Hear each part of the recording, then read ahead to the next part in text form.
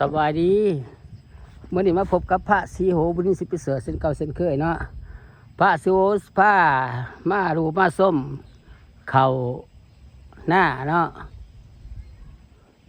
พามาดูมาส้มเข่าหน้าตอน6 โมงปลายอยู่ที่บ้านทั้งแห่งเมืองโคงสรนแข้งสารวัน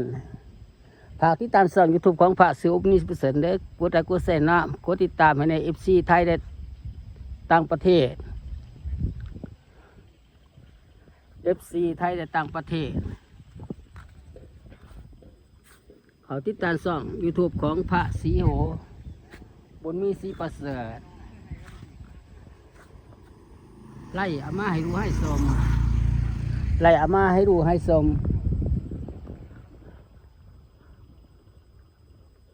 ไล่อามาให้รู้ให้สม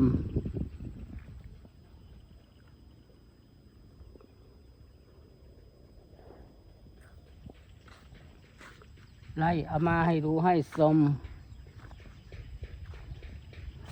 ย่ามมื้อแลงย่ามค่ำๆนะอากาศสีเย็นไล่พามาดูมาส้มเขาหน้าไล่พามาดูมาส้มเขาหน้าอยู่ที่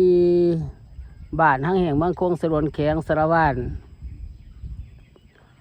บรรยากาศน้ำมือแรงภาพบรรยากาศน้ำมือแรงฝากติดตามช่อง YouTube ของพระศรีโหบุญสิประเสริฐเด้อกดไลค์กดแชร์เนาะกดติดตามให้แน่กดไลค์กดแชร์กดติดตามให้แน่อะไรฟานไว้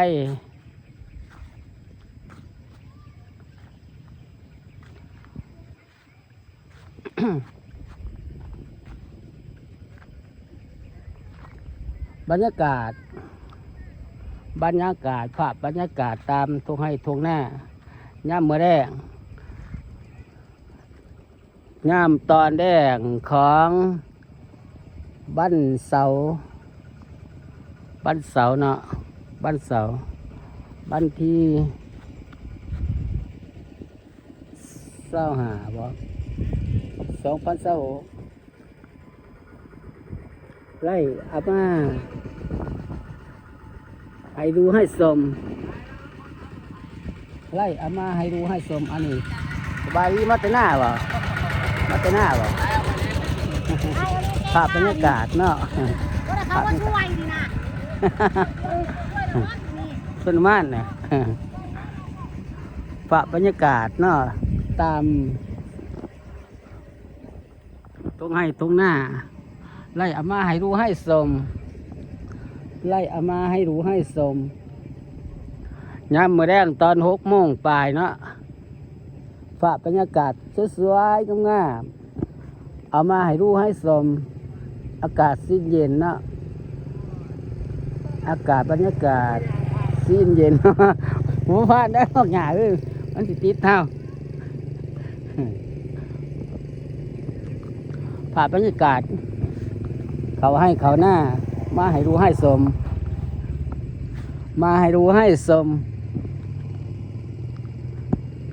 ฝากติดตามช่อง YouTube ของพระศรีโหบุญมีศรีประเสริฐเด้อกดไลค์กดแชร์เนาะกดติดตามให้เนาะกดไลค์กดแชร์กดติดตามให้แน่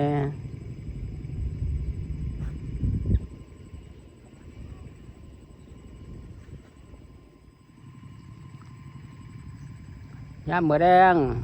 ตอนค่ำเนาะยามมื้อแลงตอนค่ำไล่พาเที่ยวพาส้มบรรยากาศตามทงให้ทงหน้า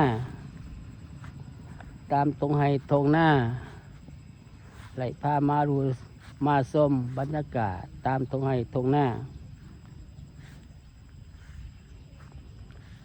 ไล่มาดูมาส้มบรรยากาศตามทงให้ทงหน้า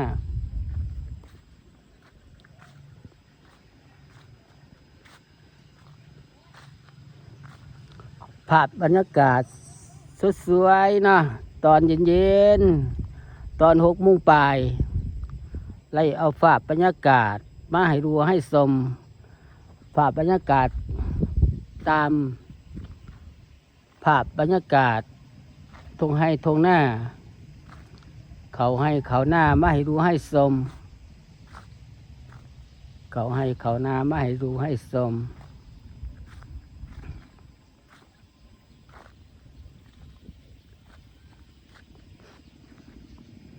บรรยากาศเขาให้เข้าหน้ามาให้ดูให้สม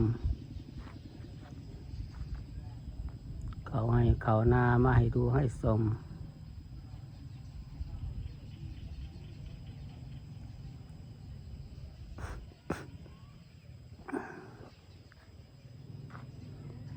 ภาพบรรยากาศงามๆมาให้ดูให้ชมอากาศเย็นๆนะอากาศเย็นน้ำมะแดง6 โมงปลายน้ำมะแดง6 โมงปลายเลยเอามาให้ดูให้ชมตามตรงให้ตรงหน้าตามตรงให้ตรงหน้าตามตรงให้ตรงหน้า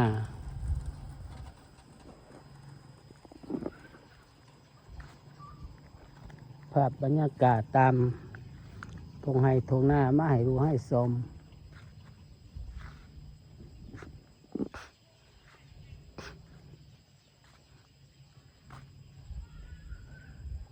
ภาพบรรยากาศตามตรงให้ตรงหน้ามาดูมาชม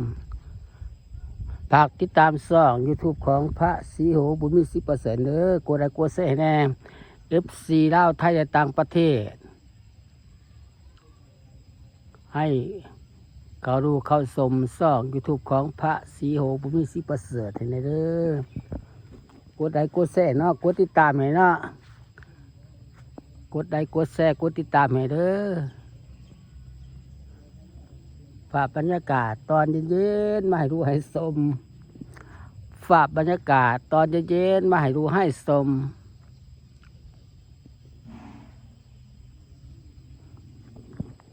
ฝากบรรยากาศตอนเย็นๆมาให้ดูให้ชมบรรยากาศตามทงให้ทงหน้าบรรยากาศตามทงให้ทงหน้าเลยเอาฝากบรรยากาศตามทงให้ทงหน้ามาให้ดูให้ชมฝากติดตาม